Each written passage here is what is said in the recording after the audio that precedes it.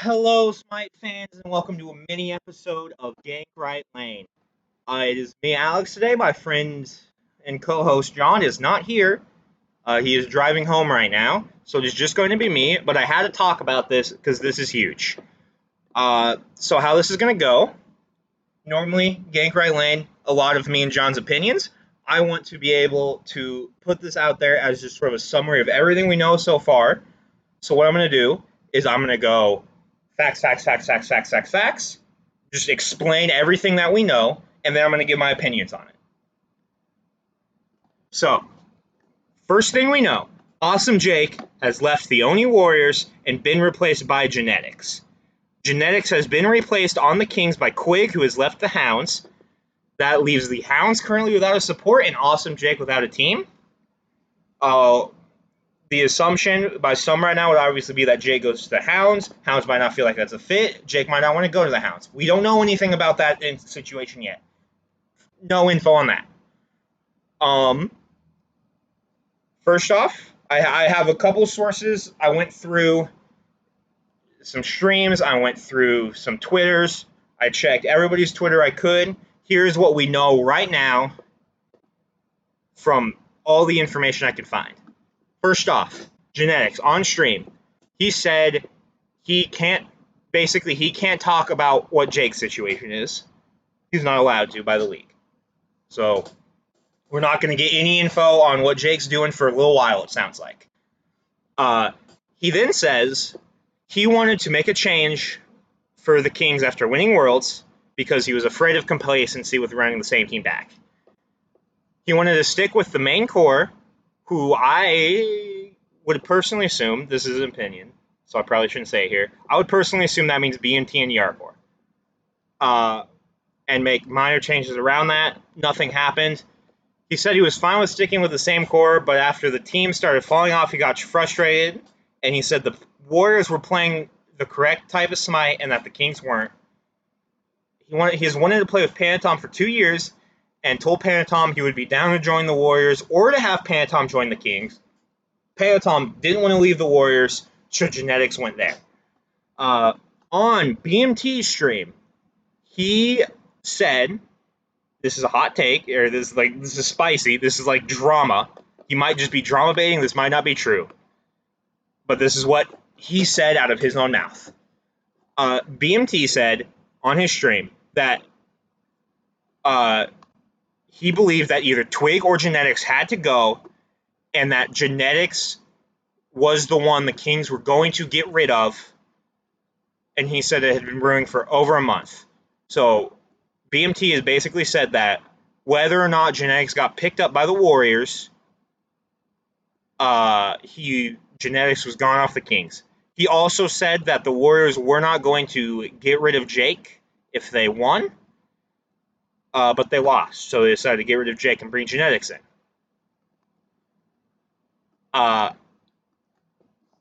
Okay, that's all from BMT. Next, from Captain Twig's Twitter. He said, not too much to say about the roster changes. Kings wasn't working post-World Championship, and that's a little bit on all of us. So when Genetics got the offer from the Warriors, it seemed like a good move for everyone involved.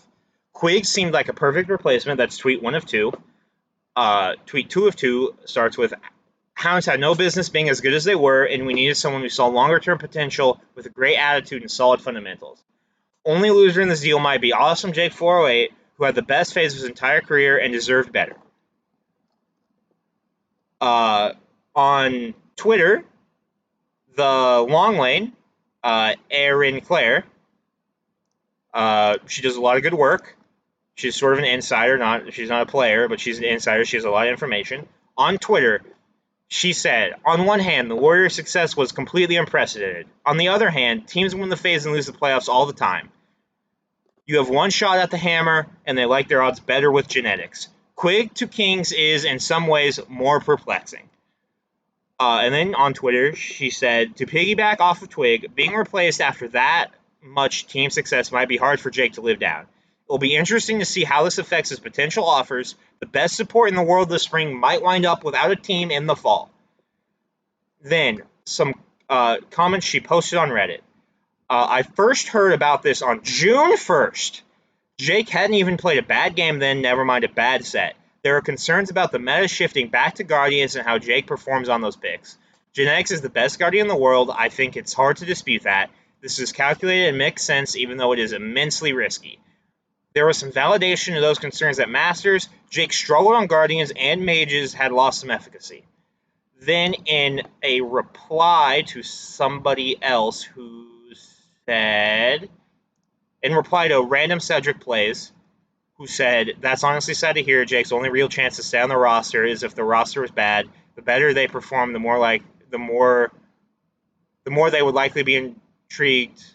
They likely intrigued other supports, aka Genetics. The fact that they were already considering this before he even played a bad game just goes to show they never really saw him as a mainstay on the roster." Aaron from Long Lane said, "I don't think that's true. They probably would have always taken Genetics over Jake, but it wasn't an option as he was unavailable. I don't think this roster would have replaced him for anybody else." I believe that is all the facts I have. That is all I have from Smite players talking as of right now. I'm sure there will be more coming out.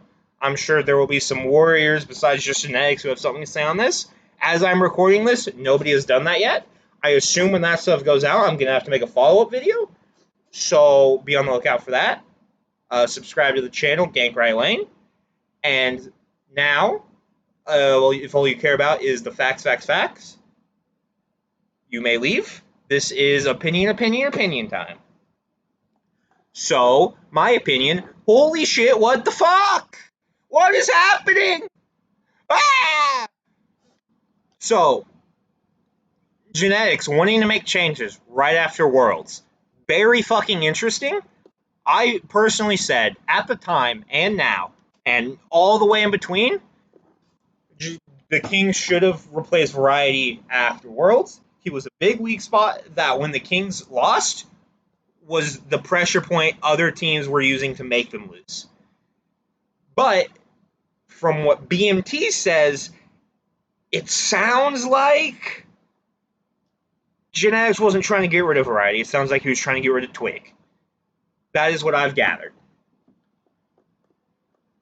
We don't know for sure. Nobody has come out and said straight up that. At least not at the time of Worlds. Nobody has said straight up who Genetics was trying to replace and who he was trying to get in. BMT said that, I think before Masters or around Masters, that the reason Twig or Genetics was the one who had to go was because Genetics wanted Twig out. So it was one or the other. And I'm assuming, based on how he worded it, it seems like they decided to get rid of the guy who was being the problem and causing drama, which was Genetics. Twig was being chill, so they're like, all right, we don't need Genetics causing these type of problems, so we're going to keep Twig and get rid of Genetics. What else?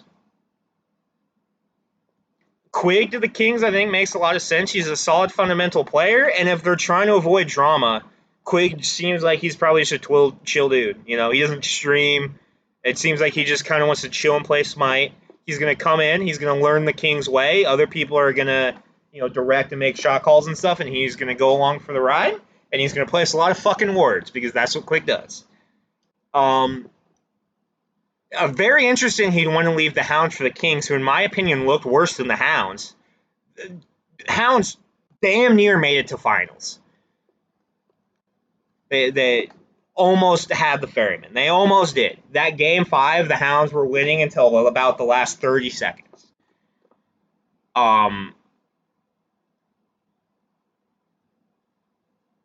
It's crazy. It's crazy. Jake does not have a team right now. As Aaron from the Long Lane said, it's probably going to hurt Jake that his team had insane success and they were still like, yeah, but we don't want you. I believe it was said somewhere that, like, we saw somebody talking about maybe behind the scenes stuff. I couldn't find that again when I was compiling my list. So maybe Jake's being kind of an ass and it has nothing to do with his play. I've also seen rumors that they wanted Genetics because they needed a true shot caller, which would mean Pagon wasn't working out as a shot caller because he was the shot caller from what we know. I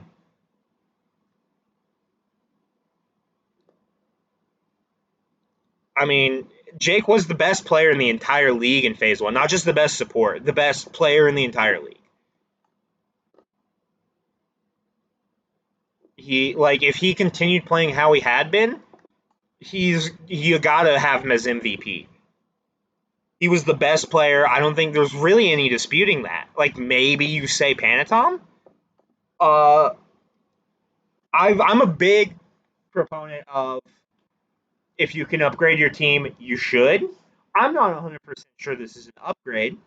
I would assume it would actually end up being an upgrade. Jake is better on mage supports, which were the meta for most of the spring and then fell out now. Genetics is, like Longlane said, probably the best Guardian in the world, which are now the meta again. So that's probably why they think this is such an upgrade. Jake did have a bad set against the Ferryman at Worlds. He also still made some very insane plays. And the whole team played like dog shit in that set. So it's hard to point at Jake as the reason they lost. Even then, Aaron from Long Lane said they were talking about replacing Jake for the genetics before Jake even had a bad game. So they just see we have a chance to get the best player in the world. So we're gonna do that, and it's hard for me to be mad at that because that is what I've advocated for, for a long time. The Kings had a chance to replace Variety for probably Haddix, almost certainly Haddix. Haddix left a pretty good team to go to the Leviathans, who were a bit better, and he made them quite a bit better. So it would not surprise me if he had a chance to join the reigning world champions that he would have done so.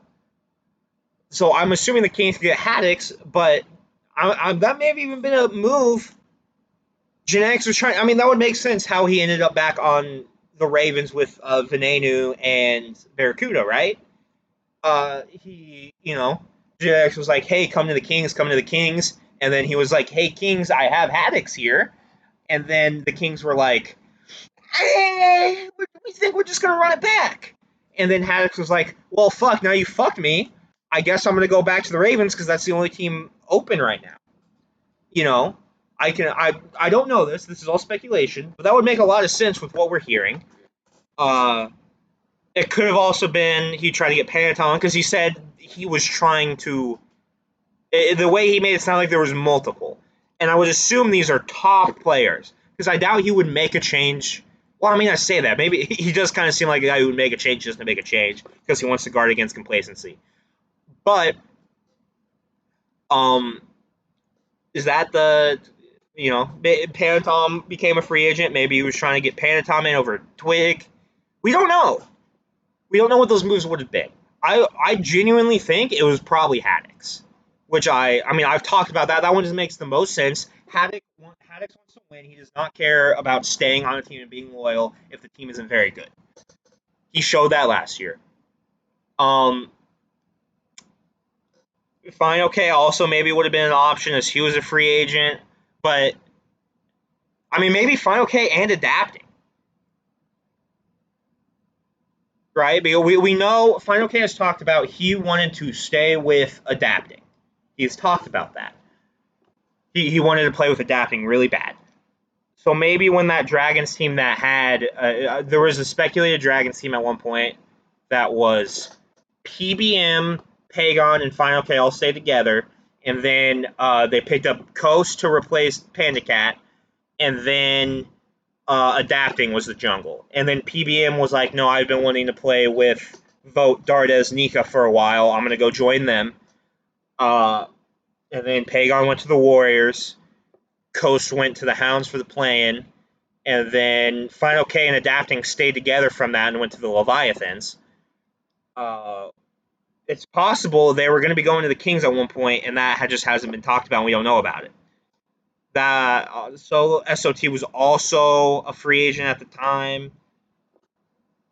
It's possible. He talked to him. It's possible Baskin. It probably wasn't all these guys, if I had to guess. But any of these guys are possibilities for who Genetics tried to bring in. Um, I just think that's very interesting, right? Because for the most part, unless somebody actively decides they want a new situation, it's not normally a team that makes the decision. A lot of the time, especially after winning Worlds, that doesn't really happen. Leviathans didn't do it and it cost them. Kings didn't do it and it cost them.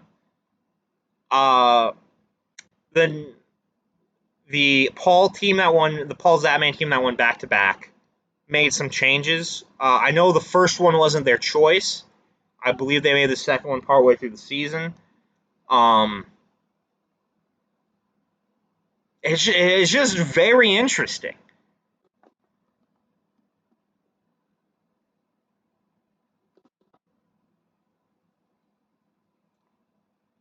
It's just crazy. It's just crazy. Jake was the best support in the world, and Genetics didn't look as good. This meta probably is going to fit Genetics better and fit Jake not as well. But, I mean, this is a risk. They just they broke the longest set win streak, and it was by more than one set. It's not like they barely broke it. They broke it by like 2 or 3 sets. They Jake was a big part of that. Like I said, he was the best player in the world. And now he doesn't have a team. Where's Jake going to go? That's the question we have to ask ourselves right now. I have some ideas. Obviously, Hounds, he's not at all the same type of player as QUIG. So that would kind of be shocking to me, personally. People have talked about Gladiators. That's got to be a team that's making changes. And if Jake's available, you got to consider it. But Jake doesn't deserve that. I am wondering about the Leviathans, which sounds crazy. That's a team that a lot of people probably think is going to stay together. But Ronyu has not looked very good. Zatman has also not looked very good, but there's not an obvious replacement for Zatman. That team, I've talked about this in a podcast before. Not everybody's seen our podcast, so it's probably going to see this. That team has won 5 sets so far this season, right?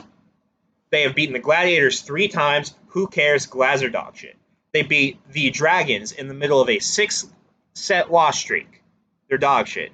And then they beat the Kings, or they were dog shit at the time anyways. They have, on both sides of that loss streak, they have shown the ability to play well, but they were doing that, Nika, Dardes vote thing where they just sucked for a while. That team always does that. They were in the middle of that. And then their other win is against the Kings team, which is by far their most impressive win. But in their last 9 sets, they were 2-7 at the time. They had just won their previous set, but in their last 9, they were 2-7.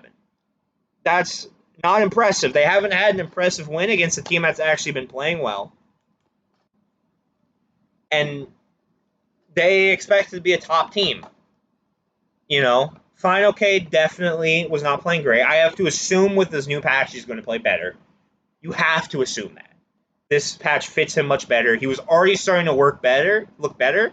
Just playing picks he's more comfortable on that are now better in this meta, by the way. But he was playing picks he's more comfortable on, and he was doing better. When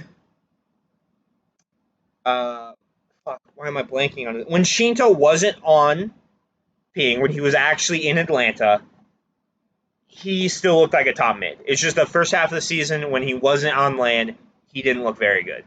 And then adapting, other than their set loss to the Ferryman, might have been the best. No, Panaton was definitely the best jungler. He was probably the second best jungler in the world, though. You get Awesomejake, who looked like an MVP, even if this meta doesn't fit him as much. That could be a big change. And this is a team that kind of looks like they need to change because they have the talent, but they're not playing great. So you kind of have to assume they They just need a change. Not everything isn't quite clicking right, so they need a change. That, to me, that move is the one that makes the most sense in terms of being the best for Jake and being the best for the Leviathans. Um, but I don't think it's going to happen because I don't think the Leviathans are going to make a change. I think they're going to stick together, even though I don't think they should. Um, he's probably not going back to the Ravens, right? They specifically kicked him, and they're doing better without him than they were with him, even though he was awesome. Ferryman aren't going to make a change. I still think they should go to Sino, but they just won Masters, so they're not going to make a change. We know he's not going back to the Warriors, obviously. He's not going to the Kings. He's probably not going to go to the Dragons. So I think the three options, if he's going to stay in the SPL, are the Hounds, which aren't really a scheme fit, the Glads, which would, I mean, that would be, he was the best player in the league, and he's going to go to the worst team in the league. I mean, it'd be a big upgrade for him. Even though Inbound is not the worst player on that team and he is not the problem, it would still be a big upgrade. I can't imagine if he has any other option choosing to go there, though, considering they don't scrim. Maybe he goes. This is wild. He's best as mage supports. Maybe he goes to the Glad and role switches to mid. Snoopy was arguably the worst player in the league. He had his games where he played very well, but there was like 4 of them throughout the entire phase. Maybe he goes and role swaps to mid or something. I don't know. Or maybe inbound role swaps to mid. Like, it's one of those things where it's like that's not the change they need to make, but if he's available, you should probably make it. And then there's the Leviathans. I think those are the 3 most realistic options. The Dragons did too well to make the change, I think. And PBM is going to do better now that it's a Guardian meta again. I mean, this is crazy. And there might be more to come, right? The Glads surely are going to make changes. It's wild. All right, well, I think that's all I got. I don't think I have anything else to say about it. BMT, I found another thing to say. BMT saying that they were going to get rid of genetics is interesting because he's one of the best players in the world. I know he was, it seems like, in BMT's opinion, unless he was just like full on trolling, trying to cause drama to get people like me to talk about it. That, like, I don't know. Like, they were gonna. It's just. I get it because it's like he's the one, trying to make changes, but the team wasn't working. And there were obvious weak spots on that team that they should try to upgrade. They had chances to upgrade it. I don't know. It's crazy. I've said that so many times, but I don't know what else to say. It's crazy. This is crazy. The best player on last year's World Champions just left mid-season to replace the best player last phase, and now that player just doesn't have a team. After one bad set. It's just wild. I don't think, I might be wrong. I'm relatively newer to paying attention to the Smite Pro scene. I don't think we've ever seen anything quite like this. In mid-season, especially. I don't know. I will post an update video if we find out more. But for now, I think that's all. Maybe the reason they decided to get rid of Awesomejake is that even though he's a support, he never gets right way.